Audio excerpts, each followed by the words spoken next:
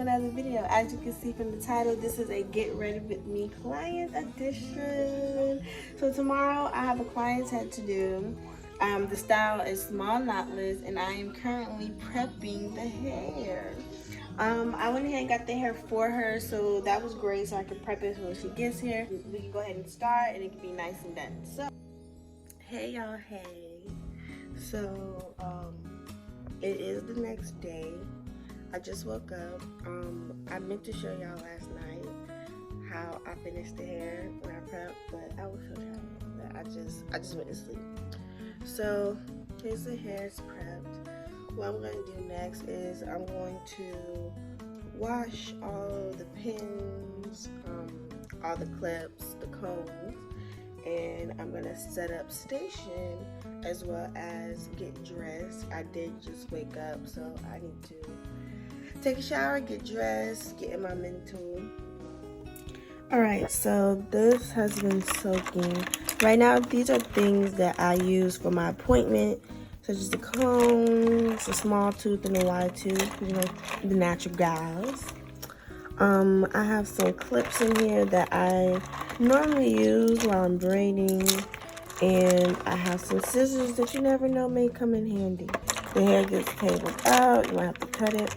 But yeah, so I just let this soak in water, dish soap, and rubbing alcohol. I just let it kind of just simmer in there, get all the stuff off, shake it up a little bit, so that this can be nice and clean for the appointment.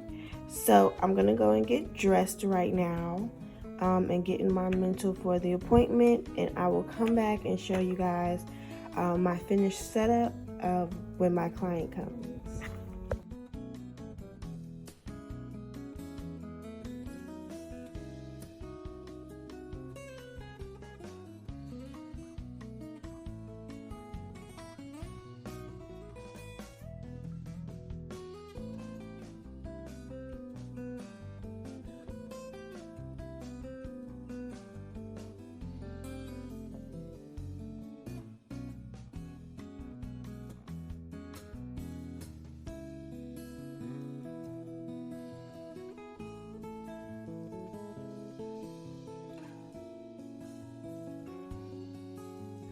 Okay, so I'm out the shower. I'm all cleaned, glossed up, got oil on. Thanks, babe. You're so funny. Stop it. Anywho, I'm going to take out these combs and pins and the scissors. I'm going to go wash them off, and then I'm going to set up my station for my clients. Okay, so I went and got a piece of towel, and I'm just gonna dry the combs and the pins and lay them out.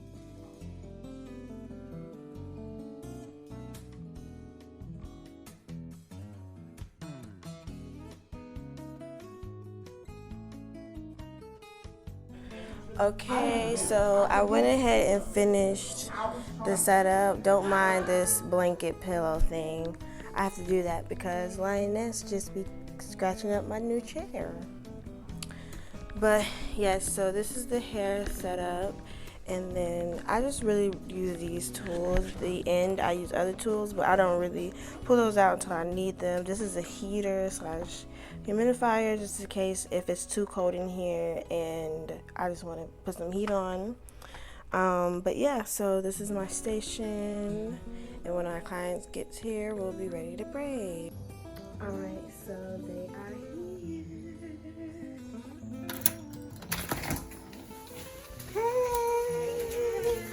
Sorry, look at the shoes. Hey, Pop! Hey, y'all, hey. So this is my client. Hey, y'all. Go ahead, introduce yourself. Hey, y'all, I'm SilentlyTay. If you don't know, now you know. And my dog's gonna do my hair. All that. Yes, and then we have... I'm Maya. And we're doing some small knotless today. And we're going to answer a few questions just to get some dialogue going. Y'all have, like, what is this? An undercut? Right? I don't know. Yes, the undercut. I guess so. I don't know. Girl, I know for sure. Somebody gonna look at it and be like, yeah, it's not. Okay. We're over here like, yeah, I understand. No, I don't know. So I decided to ask a couple questions, and our first one is, do you think your first love plays a significant role in your life? Go ahead and pause and comment below. I think your first love does play a significant role in your life because they kind of determine like what you view love as sometimes, and it kind of determines if that relationship doesn't last. It like determines how you feel about your next relationship and like what you expect to see. Also, your first love can also tell you what you like and what you don't like, what you'll put up with and what you probably won't put up with. And it tells you more about how you love as well. So, yeah. Say, yes, and I'm trying to see how I would explain it. Okay, I would say yes. Your first true love. That's what I would say. Your first true love has that significance in your life because they're the ones that actually teaches you what to like change. They teaches you. I'm trying to like put it in words how like what I got out of me and my relationship, because I do feel like that's my true first love compared to like the person who I actually felt as if was my first love. So it's like they teach you how to actually be a better person. They teach you what compromise is and they teach you how to look at compromising in a different way other than you seeing as, oh, I'm changing myself for you. So yeah, that's my answer. I don't know. I feel like a significant role on like what I don't want. I'm sorry, but I don't know. I don't think that I've really experienced true love yet, for real. I be thinking I'm in love and then something be happening, so I ain't gonna press my luck right now. But I don't really know. I guess I'm just not too experienced for that yet. But I feel like whoever, if they do love you and they love you for real, that'll just be the person you end up with. All them other people just don't matter, Well, let me not say it don't matter, because they'll mess around and break your heart, but still, I don't know. That's a tough question. I picked that question. You picked that question. Yeah, I picked that question and think about it. Made it tough. Because I'm just like, oh my gosh, how do you answer this? Yeah, that's what I'm thinking. Like, girl, I don't know. Let the nigga go. Okay. I feel like, but first loves, it goes down so many different roads, because you see people can say, oh, well, this is my first love and this is my first true love. Like, I learned from my first love what not to do for me to have my first true love, I think. So that's a tough question. And how do you even really know if you're in love? Like, how would you know that, hey, I'm in love with this person? Like, I know I love you, and I have strong love for you. You know. I don't feel like there's like a rule book to tell you when you're in love with somebody. You just know, you feel it. When you know you're not, when you're not in love with somebody because you can't say it. But if you can honestly say like, dang, sit back and think and be like, dang, I am in love with this person. You in love. Like, that's just, I feel like it's just plain and simple like that. Gotcha. But you don't think that you can just be wrong? But you're not gonna really be in love. That's kind of more so. To me, it seems like more of infatuation. Some people may say, or may think that they may be in love, but I don't feel like you can be wrong when you're in love because it's really about how you feel. Right. So what about those feelings wrong? What about those psycho girls that end up like stalking? That's delusion. Because they just, but you can't tell her she not in love with him. But that's the thing. In love doesn't mean that it's not toxic. It can be toxic and you can still be in love. You're deeply in love. Nobody Okay, well, if we gonna do that, then we need to, now we gotta answer the question, because at that point, that's a new definition of in love. At that point, because I don't know, like, that cannot be I don't know. Nobody said in love mean that's your soulmate. Man, I don't feel like I feel like that should be. No. Okay, the way I view falling in love with somebody, you're so in love, it doesn't matter what's going on. That's gonna be where you're gonna go. It don't matter what happens. You're gonna make things work. You're gonna see the best in them no matter what. Even you fussing and fighting, you still gonna be like, dang, I'm still in love. It's people who probably shouldn't be together, but they in love.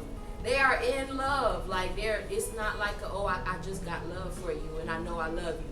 It's like I really know I'm in love with you. That doesn't necessarily mean that the relationship is the best relationship in the world. No relationship is gonna be perfect. No relationship is gonna be like automatically all put together. But when you know when you're in love. I just feel like nobody can tell you when you're not in love. Maybe that wasn't the person you were supposed to be with, but all in all, you probably were in love. I get that. Yeah, that was good. That was it. That was it. That's so true. I wasn't even thinking about it on that aspect. I was thinking on it on such a positive note. You know, Yeah. Love should be. I mean, I do feel like love should automatically be a positive thing, but you could be in love with doing something you don't got no business doing, but you love it so much. And that's your first love. So when that's your first love, it's so hard to shake. It's so hard to be like, okay, like I know you're not good for me. Let me go. Because you're in love. That's your first love. That's probably your first of many, So yeah. And it don't have to be first sexual. You know what I mean? That's probably the first person that really wanted to know mentally, are you okay? Took you somewhere.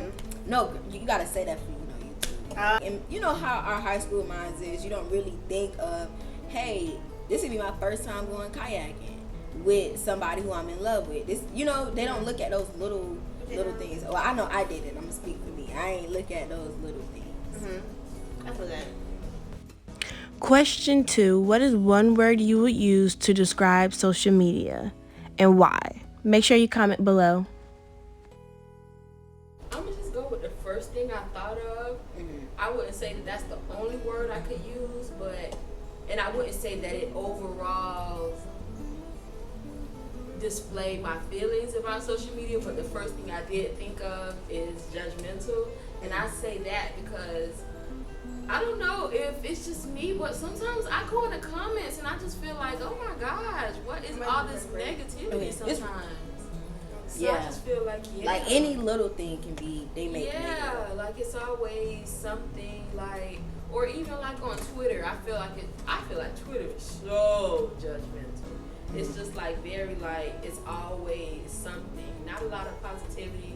But then again, that's why I say I don't feel like that's the only word I can use for social media, because I feel like it's also like a connected thing. Not everybody has negative people in their comments or people judging them. Some people have like their social media and it's very positive, it's very uplifting.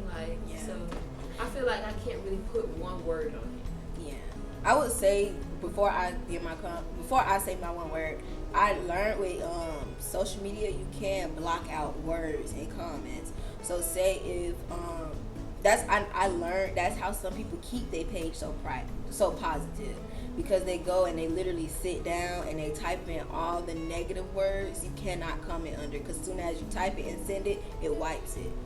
But girl found it out. But I would say my one word is confusing. So I feel as if social media is confusing because you have some people that say, oh, y'all know social media not real, but they're the ones creating the image of social media. So it's like, that's what I would say is confusing. And also it promotes a lifestyle that a lot of people cannot live. And not in a bad way. It's just personally, like, if you know for a fact, hey, like, I don't want to be an entrepreneur. I want to work a job. Like, I don't see nothing wrong with working a job, stacking up. I don't see nothing wrong with working in a company, getting my name up. It's like they kind of beat down the 9-to-5 workers, which is confusing because even being an entrepreneur, you still work between those times and longer at that. So that's why I would say it's confusing. When I thought of the question, the word that came to mind was toxic. And I say that just because, like, trying to just keep up, like, Mine is just the whole image thing. Let's say if you just want to be an influencer, you want to get a lot of followers, it's just so much work. A person can't for real do them and still be supported. Like they gotta put on a facade. Yeah. And it's kind of annoying because the facades aren't horrible, you know what I'm saying? It's still cool stuff. Like, who wouldn't want to be those things? But ultimately, like, is that person you know? Like, is this really you? No. I mean, it's cool for some people, but maybe it's not cool for you. Right. So I just feel like every time I go on there, it's something that for like a little minute it gives you motivation and inspiration, but like 10 seconds later it brings like enviness and just jealousy and just like, oh my god, like, well, I'm not living like that. You start being hard on yourself, and it's just way too much. That's why I just really don't be on social media like that, to be honest, because it's just like it would be too much. If I go on there, it's literally just for laughter. If it's not making me laugh, I'm getting off. Like, I don't care. I do feel like is based on who you follow too. That's true. And maybe that's what it is. Cause when I don't know. I like the idea of just going on there for like, you know, business stuff. Like that whole personal aspect of it, I just don't like it no more because, yeah, you can follow different people, but everybody's doing stuff because others are watching. You know what I'm saying? Like, Gotcha. I don't know. Another thing that annoys me with annoyance comes to mind with social media too. I'm not gonna lie, because the way these people be in comments, they got so much to say, and it's so sensitive. Like, I'm sorry, but the world is just so freaking sensitive. Like, some topics and some things they take so literal and they just do too much. And it's like, man, calm down. Like, you don't even know these people. Yeah. Like, is your life together? Like, Like, at all, you don't know them. Like, you don't know what it's like to even be them. So, like, just let them do their stuff. Like, that stuff really just... And just mind your business. Nobody seems to want to mind their business. At all. Yeah, people opinions. They feel like their opinions outweigh so much. Yeah, and you don't even know them. Like, girl, you don't know me. No, seriously. Like, back, please. Yeah, so I don't know. Like, that whole thing is just really just aggravating, to be honest. But I do feel like social media, like, just from the people I do follow, that's why I said confusing, because the people that I follow, I get on there and I'm like, wow, like, girl, I like that outfit, I like this, I like that. I don't really, under their posts, I don't really see negativity until it comes to like, say if I follow celebrities, it's like, that's where it comes in at, like, dang, like, these people can't live their life worth of nothing. They gotta post a certain way, their story gotta be a certain way. If they do one wrong thing, it's something. And once I stopped unfollowing them blog pages and them reporting pages, my algorithm of my YouTube my Instagram kind of shift. So it's like it would go from, that sometimes on my explore page. Sometimes the blogs will come up and I would be like, dang, like, this is where I'm getting confused at, because why is this here? Why do I have to see this negativity? Because that's what sells. Yeah, but I'm saying, I'm saying, like, I don't even follow these type of people. Why is it even in my algorithm? So I do feel like that's another thing. The Instagram algorithm is like promoting that stuff on social media. It, like, you can follow so many positive people because you have positive people on social media. You have people that's living a healthy lifestyle, that's, they mind their business. Right. But Instagram don't really promote them, and like at all. It's become a big competition. Yeah. I mean, it's a beneficial one. Like, I'm not gonna sit here and act like, I'm not even part of that competition, because I'm definitely part of that competition, trying to build my page and stuff like that. But it's just really annoying that I have to do all of that, I just wish people just was interested because they're interested. Nowadays, like, people start getting interested in what others are interested in. It's just like, okay. Keep riding waves. I guess you're just gonna have to find your spot on the wave and hope, you hit the top of the wave when it comes. And it's just like, that's just annoying. But I guess it all goes back on what's important to you in life, for real. Right. Yeah. Third and final question. Is the next generation in a better or worse position than ours? Make sure you comment below. As in what? Like, just in just how life and society will work in all aspects.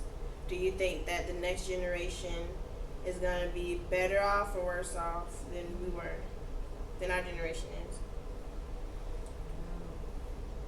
I feel like they're definitely going to be worse. Like, I feel like we've watched movies on them, like, in the future being flying cars. Like, for the first time, I can see that happening in, like, the next 50 years. Like, at this point, I feel like, I think I heard about them working on doing a car that can, like, just, like, I don't know. I have read something. I don't even want to say nothing because I don't want to quote nothing and I'm wrong. And then y'all be like, that girl just talking. So I'm just going to shut up. But, you know, like, the technology is there for sure for them to make some phenomenal stuff. So I feel like it's going to be worse because, you know, we live in a digital world now, and personally, like, it's cool and all, but I think it's just a little excessive. You know what I'm saying? Like, if I could have lived it where it was minimum technology, I would have liked that better, you know? But ever since COVID, it's just been like, we depend on, like, technology so much, and it's almost kind of scary because that shit can glitch and stuff can happen. Like, it's too many things depending on technology, and I don't like that. So I feel like the more time that goes by, like, they're gonna get more and more technology, and things are gonna be less and less, like, depending on other human beings and more on computers and stuff, and that ain't cool. Like, you can't even park your car at the beach without a card. Like, they don't take coins anymore. Listen, I'm just like, what? You better get something out of the vending machine. I'm like, are you kidding me? I went to the vending machine, had literally only a card slot. I said, I have cash. Like, I have cash. Like, where am I supposed to put this at? It's sick. I honestly, I don't even know. Like, I really don't have, like, a real answer. I feel like only time can tell because, like Tadeja said, like, you know, things seem like it's just getting, like, new laws are coming, and it just seems like it's, like, not for the better of the people overall. Like, new things are coming up, like, that were never, you know, how they were, but I also feel like there's a new form of acceptance that's, like, coming about, you know, like race, personality, sexuality. Like, there's, like, you know, a more understanding and a more, I feel like, you know, we can't get rid of a lot of things. Certain things we're just not going to be able to get rid of because that's just how things were made before we even knew what was really going on. So that's going to be that. But I feel like, you know, people are more able to be open about the things that make them who they are. So I feel like that's, like, a good thing. Like, a lot of things that we went through that we probably weren't able to be like or weren't able to do, the next generation, they'll be able to do it confidently because, and, you know, things are changing. People are changing. Things becoming more acceptable. So that, I feel like that in that way, they may be better off. But at the same time, like Tadeja said, like, technology is becoming, like, so overwhelming. It's like the things that we used to do as a kid are not the things that the kids do nowadays. But my thing is that not normal? Is that not, did we not hear the same thing from our parents? Did they not hear the same thing from their grandparents? Things are going to change. As long as we're true. We didn't do that when we was young. Right. That's true. Right. That's as long true. as we're here on this earth, things are going to change. Nothing is, the only thing that remains the same is that things are going to change. So it's just like, you never know. I feel like you just never know. It can be better off for them.